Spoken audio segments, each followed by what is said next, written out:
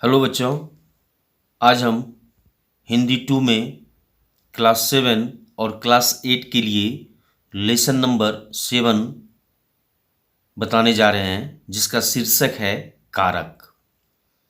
आइए हम लोग जानते हैं कि कारक किसे कहते हैं।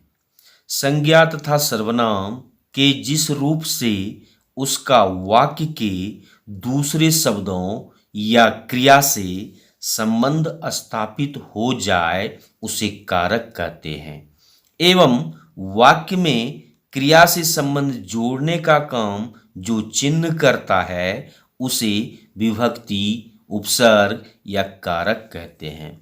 उदाहरण के तौर पर यह मोहन की पुस्तक है, तो यहाँ पर मोहन जो है वह संज्ञा है, पुस्तक भी जो है वह संज्ञा है, लेकिन पुस्तक और मोहन के बीच के संबंध को की दर्शाता है।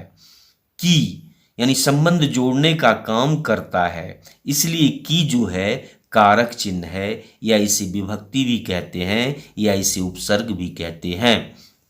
दूसरा उदाहरण, सीता गेंद से खेलती है। इसमें सीता संज्ञा है, गेंद भी संज्ञा है, खेलती यानी खेलना जो है वह क्रिया है, तो खेलने का साधन जो है गेंद है, जिससे कि गेंद से, तो से शब्द जो है वह कारक है, या उसे विभक्ति या उपसर्ग भी कहते हैं। तो आगे चलते हैं बच्चों कि कारक के कितने भेद हैं एवं उनके चिन्ह क्या क्या होते हैं। तो कारक के निम्नलिखित 8 भेद हैं: कर्ता कारक, कर्म कारक, करण कारक, संप्रदान कारक, आपादान कारक, संबंध कारक, अधिकरण कारक, संबोधन कारक। और अब हम जानते हैं कि इसके चिन्ह क्या होते हैं, यानी कारक के चिन्ह क्या होते हैं।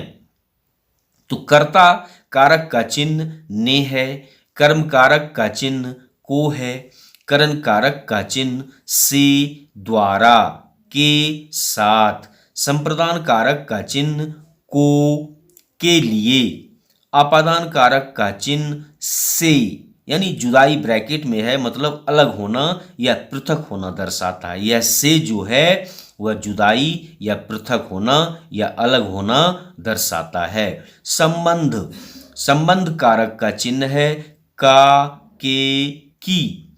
अधिकरण कारक का चिन्ह है में, पर।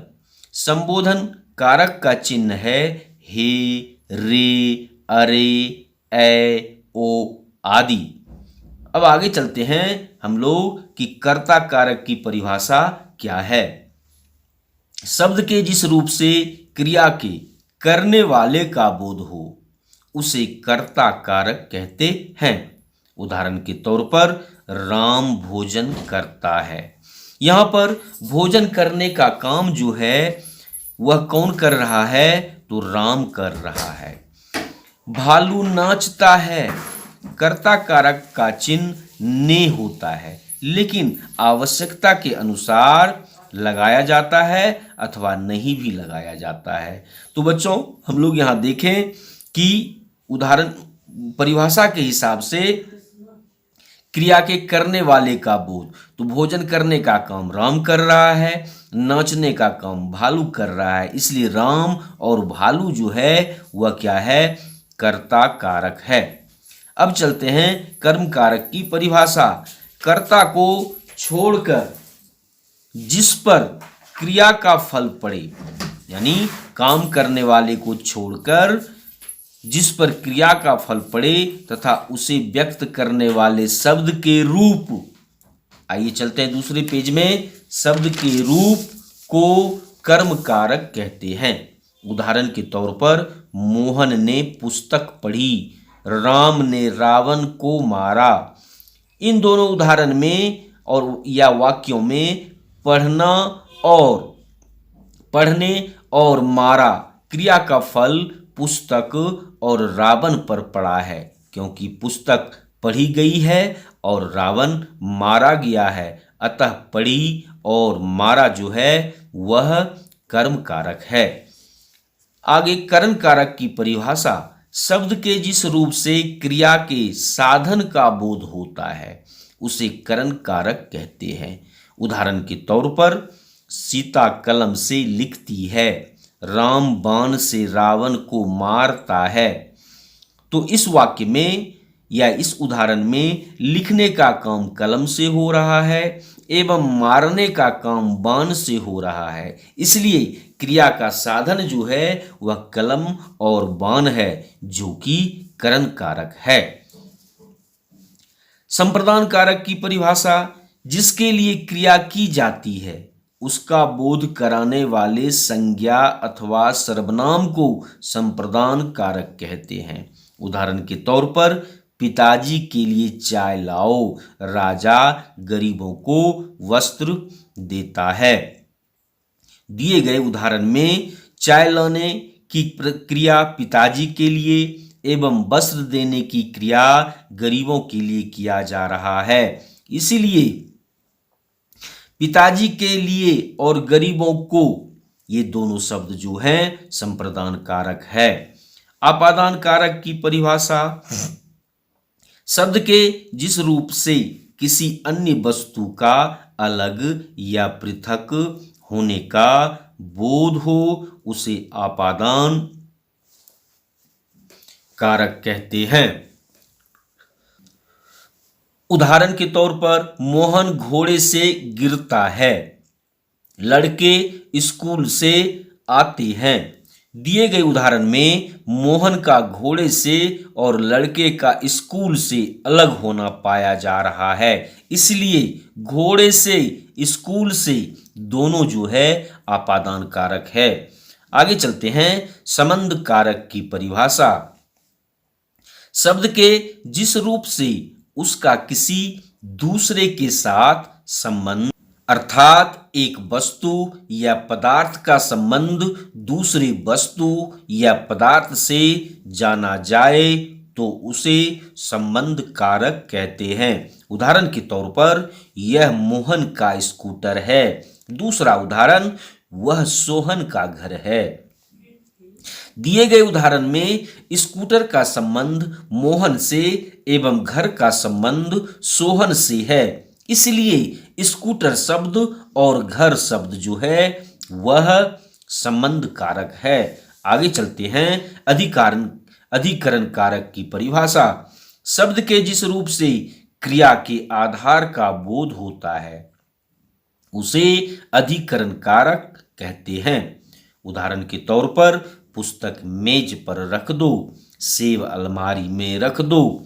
उपरोक्त उदाहरण में पुस्तक का आधार मेज है और सेब रखने का आधार अलमारी है, इसलिए मेज पर अलमारी में अधिकरण कारक है।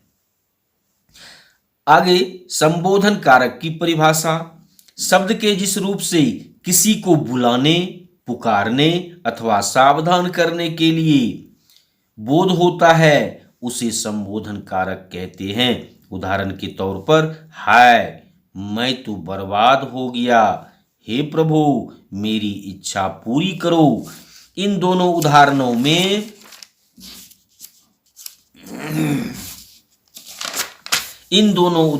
में हाय अर्थात अफसोस करना एवं हे प्रभु भगवान को पुकारना यानी हाय और हे प्रभु दोनों शब्द जो हैं यह संबोधन कारक है।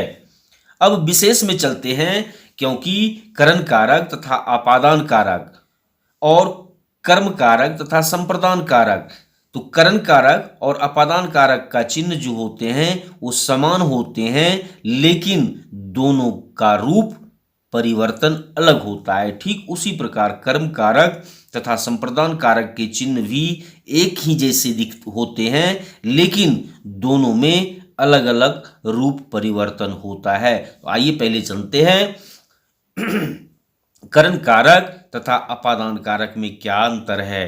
करण कारक तथा अपादान कारक का चिन्ह से है, इसके बावजूद दोनों में काफी अंतर है। करण कारक में से चिन्ह क्रिया के साधन को दिखाता है, जबकि आपादान कारक में से का चिन्ह पृथक अथवा अलग होने का बोध कराता है।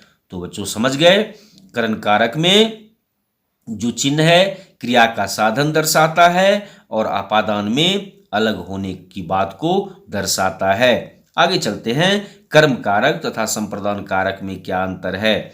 कर्म कारक तथा संप्रदान कारक का चिन्ह को, का, के लिए इत्यादि होते हैं। इसके बावजूद दोनों में काफी अंतर है।